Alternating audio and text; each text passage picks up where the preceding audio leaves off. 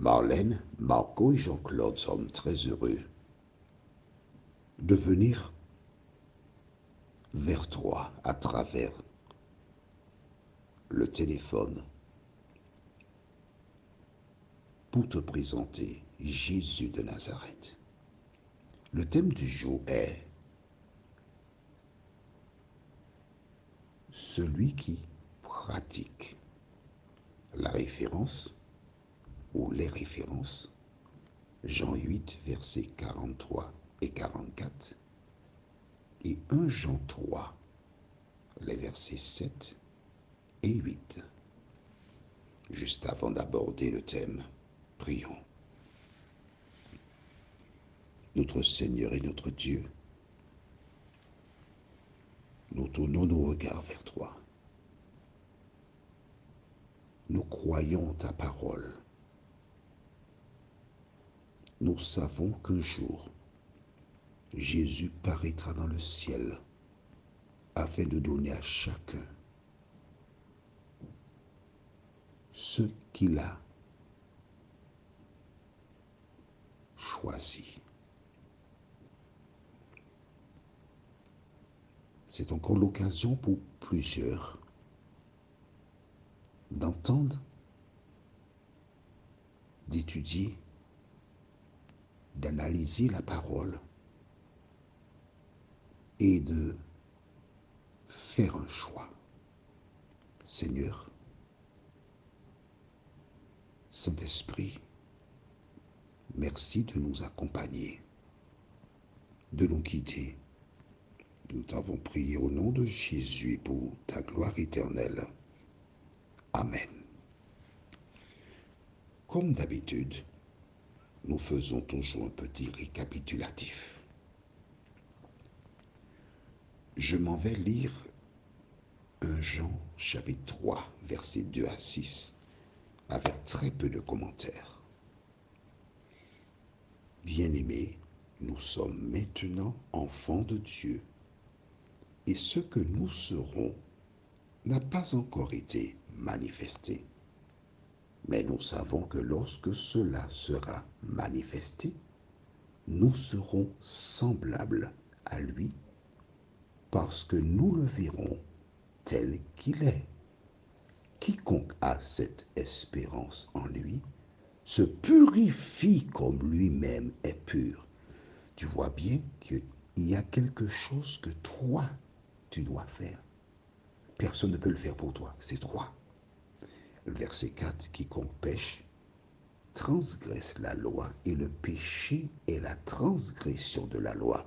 Or, vous le savez, Jésus a paru pour ôter les péchés, et il n'y a point en lui de péché ou encore de transgression de la loi.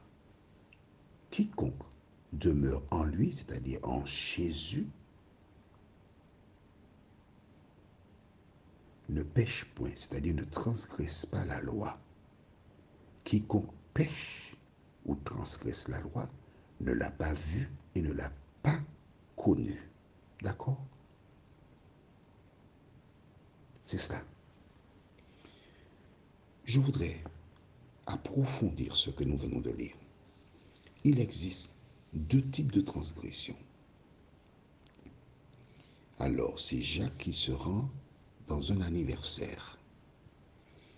Et comme beaucoup d'hommes, une fois dans la salle, il regarde, il va scruter et il va, selon ses critères, sélectionner une jeune femme qui correspond à ses attentes. Une femme qui plaît. Il y a des gens qui vont dans des soirées pour s'amuser, mais il y a aussi des hommes et des femmes qui vont pour pécher. Quand on parle de péché, c'est-à-dire à la recherche.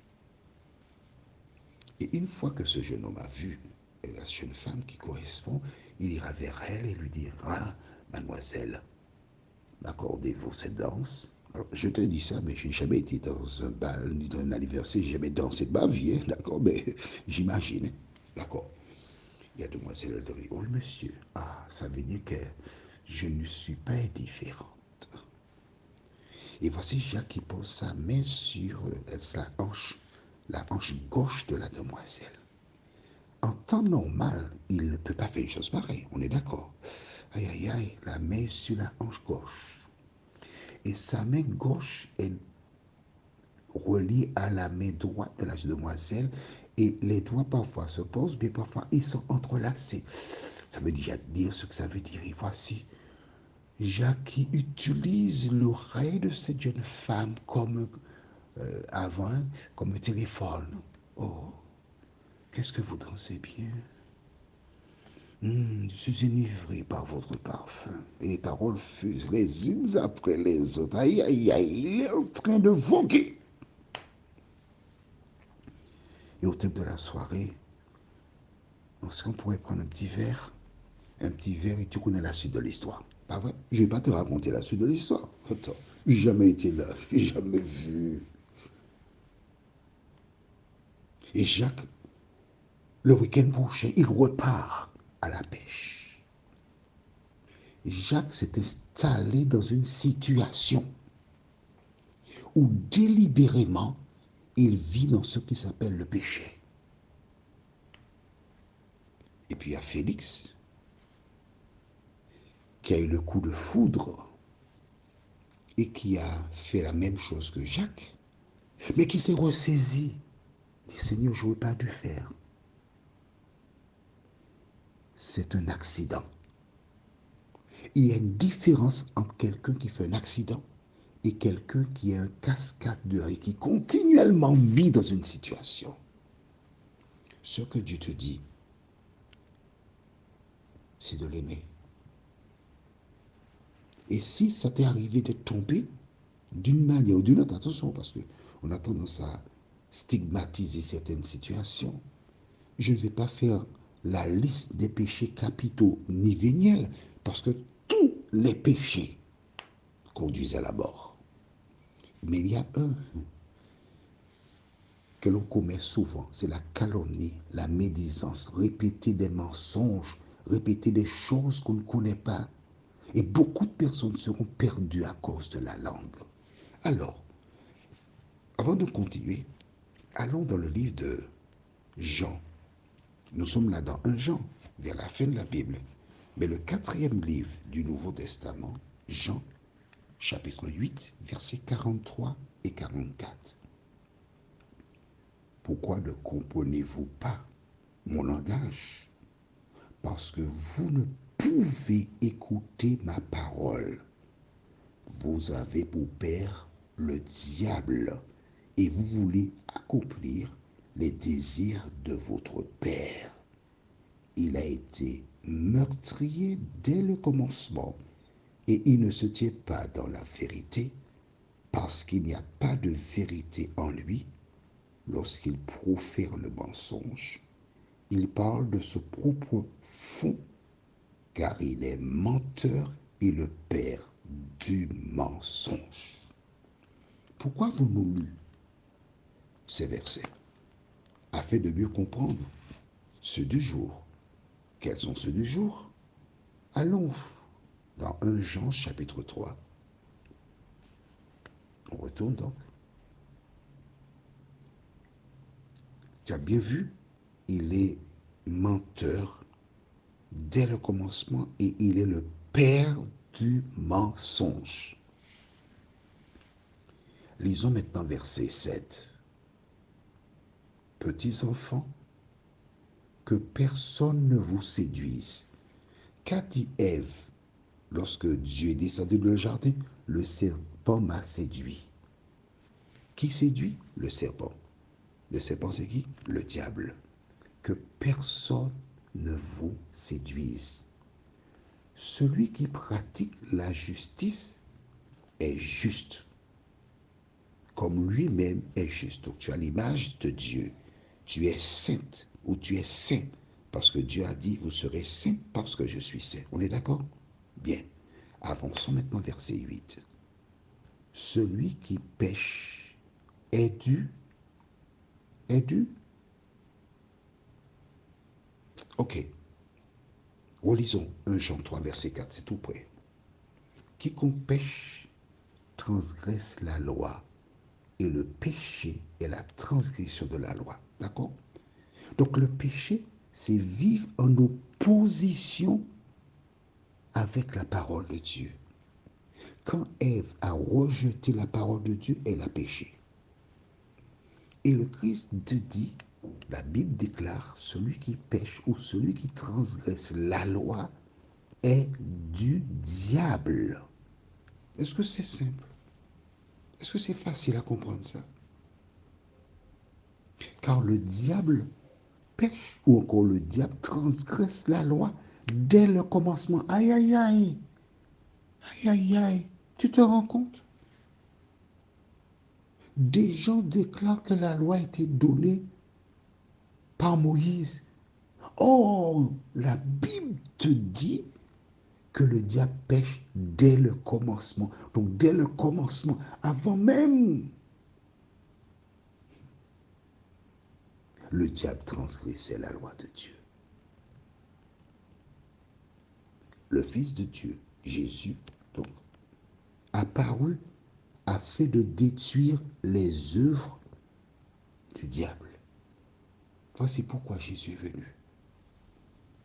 Quand je ne pouvais plus aller à lui, Jésus est venu. Alors, de qui es-tu l'enfant?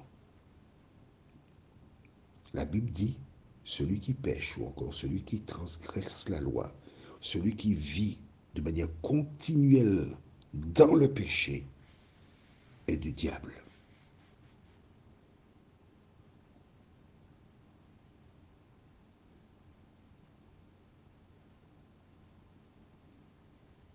Le silence, mais c'est pour t'aider à analyser, à réfléchir, à analyser, à réaliser, et que tu te poses les bonnes questions pour savoir où tu te trouves. Est-ce que tu es dans le bon train ou est-ce que tu es dans un train qui va dans une direction opposée à celle que tu souhaites? Prions. Nous, Seigneur, notre Dieu,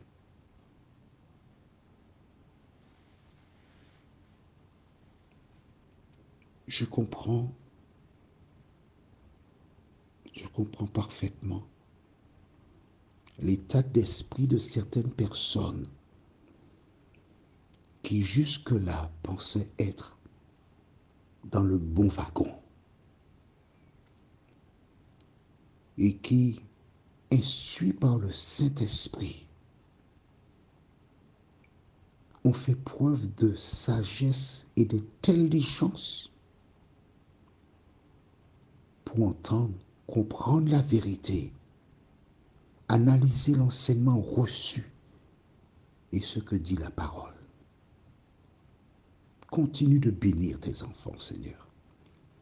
Continue de les sanctifier. Aide-les à se rappeler que Jésus a dit, sanctifie-les par la vérité, ta parole est la vérité. Et achève ton œuvre dans leur cœur, Seigneur. Nous t'avons prié au nom de Jésus et pour ta gloire éternelle. Amen. Que l'Éternel continue de te bénir. Que le Saint-Esprit scelle la parole en toi et que tu puisses continuer de te tenir à l'ombre du Tout-Puissant.